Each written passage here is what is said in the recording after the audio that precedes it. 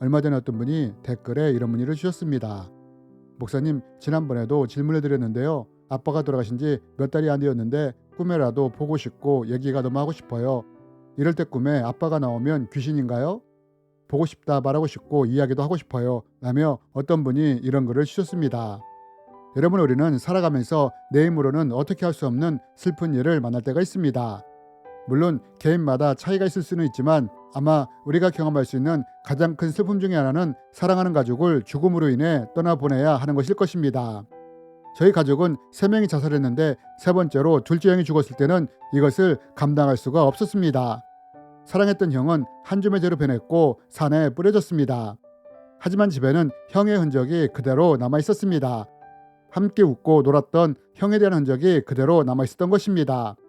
복받치는 슬픔과 그리움으로 인해 어찌할 바를 몰랐습니다.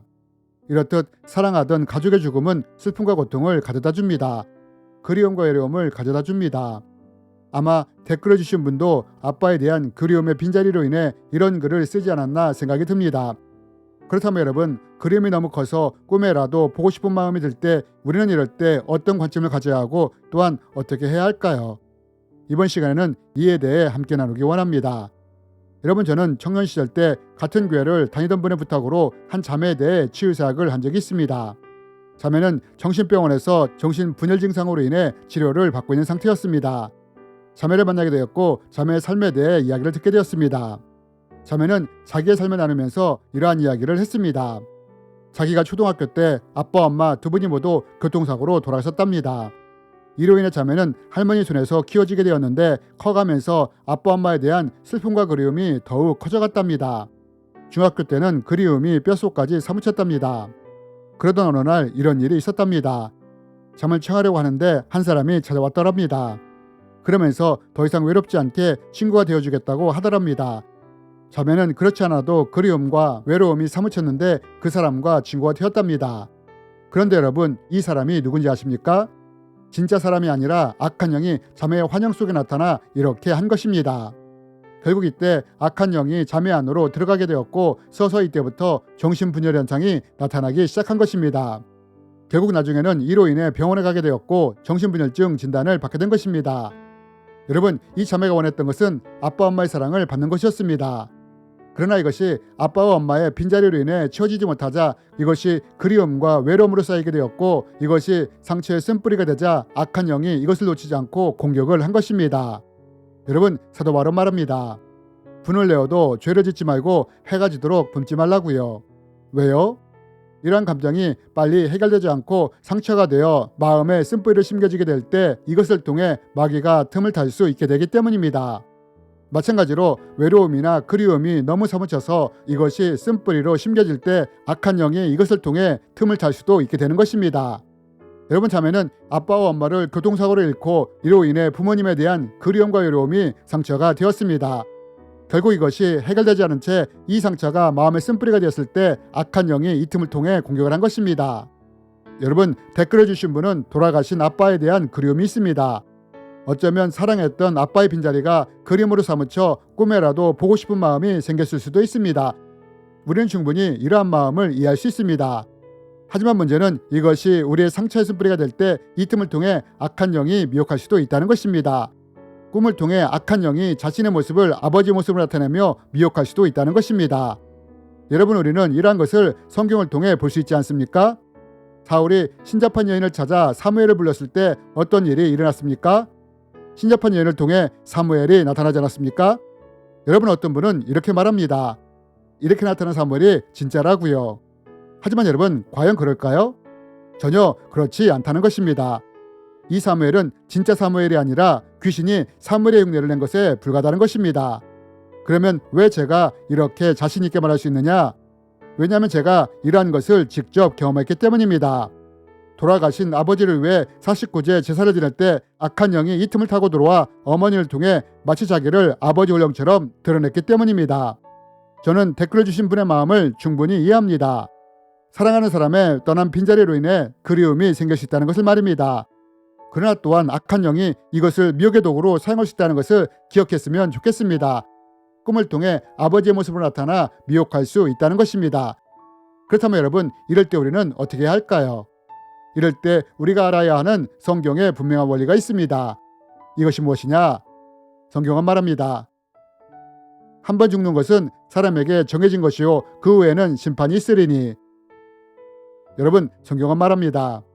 사람이 죽는 것은 정해진 것이며 그 후에는 심판이 있다고 말입니다. 여러분, 우리가 성경 말씀을 통해 배울 수 있는 것이 무엇이냐? 그것은 사람이 죽으면 심판대에 서게 된다는 것입니다. 그리고 여기서 갈라져 천국이나 지옥으로 가게 된다면 더 이상 죽은 자는 이 땅에 올 수 없게 된다는 것입니다. 물론 딱 한 번 예외적인 경우가 있었습니다. 그게 언제냐? 모세와 엘리야가 베나산에서 예수님을 만날 때 외에는 단 한 번도 죽은 자가 이 땅에 온 적이 없다는 것입니다. 이것이 성경이 우리에게 말해주는 원리입니다.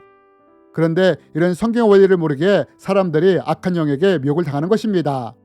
꿈에 조상이나 죽은 가족이 나타나 저승에서 떠들며 굶주리고 있으니 제사밥을 차려달라고 하면 죽은 사람이 진짜로 찾아온 것으로 믿고 제사밥을 차려주며 섬긴다는 것입니다.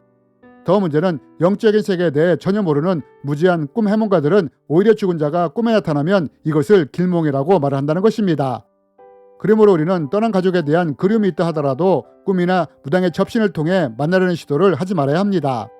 왜냐하면 이러한 것으로 인해 자칫 악한 영에게 미혹될 수 있기 때문입니다. 그럼 이럴 때는 어떻게 해야 하느냐? 이럴 때는 내가 그리워하는 마음에만 집중할 것이 아니라 이 마음을 가지고 하나님 앞에 나가는 것입니다. 내 마음에 아빠에 대한 사랑, 그리움, 외로움 때문에 힘이 된다면 하나님께 나가 도와달라고 기도하는 것입니다. 만약 이렇게 한다면 하나님 아버지는 반드시 이런 자녀의 마음을 만져주시기 시작하실 것입니다. 우리가 예배를 드리거나 말씀을 읽거나 기도를 할 때 이럴 때 우리의 마음을 만져주시며 치유해 주시며 회복해 주실 수 있다는 것입니다. 저는 오래전에 이런 경험을 한 적이 있습니다. 정말 미운 사람이 있었습니다. 그 사람 때문에 문제가 생겼고 그 사람을 경찰에 고소하고 싶었습니다. 그런데 이런 식으로 원수를 갚지 말라는 말씀이 자꾸 떠올랐습니다. 하지만 너무 분통이 났고 억울했습니다. 고소도 할 수도 없고 너무 분통이 나고 내 감정도 감당할 수가 없어서 어느 날 기도굴에 가서 기도하기 시작했습니다. 그 사람에 대한 저주뿐 아니라 욕도 쏟아져 나오기 시작했습니다. 1시간이 넘게 내 마음을 하나님께 토설하기 시작했습니다. 억울해서 눈물이 펑펑 쏟아졌습니다. 그러다 기진해서 쓰러졌습니다. 이때 누군가가 찾아왔습니다. 그러면서 내 가슴의 한 부분을 가위 같은 것으로 오려내는 것이 느껴졌습니다. 우리가 마취를 하면 통증은 느껴지지 않더라도 가위로 살을 오려내는 느낌은 있지 않습니까? 이러면서 가슴의 한 부분을 오려낸 다음에 다시 꿰매는 것이 느껴졌습니다. 이러면서 제가 경험하게 된 것이 무엇이냐? 내 분통, 억울한 마음, 저주의 마음이 사라져버린 것이 느껴졌습니다. 제가 세상의 방법으로 고소를 하고 싶었지만 이것을 내려놓고 억울한 마음과 감정을 하나님께 쏟아놓았을 때 성령님이 이런 마음을 만져주시며 지어주신 것입니다. 우리는 사랑하는 가족의 빈자리로 인해 외롭고 그리워질 수 있습니다. 그러나 이럴 때 우리가 유념해야 할 것은 사울과 같은 방식으로 죽은 사람을 찾는 사람이 되면 안 됩니다.